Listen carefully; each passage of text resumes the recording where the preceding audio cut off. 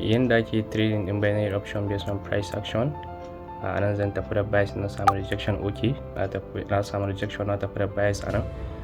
Bayan market ɗina ya zo min wannan trend line ɗin da na zana, sannan sai na sama inverted hammer. Market da ya dawo min key level ɗin trend line ɗin sai na samu inverted hammer. Bayan ya je 50% na samu rejection daga key level ɗin trend line ɗin, sai na tafi da bias. Sannan duk wanda yake so ya join din mu a Telegram, akwai link a bio na, idan ka shiga zai kai ka Telegram channel din mu direct.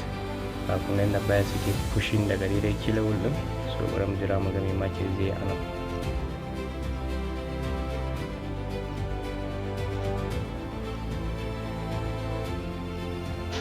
Kun ga yanda bias ke pushing nashi da ƙarfi daga daidai trend line din mu.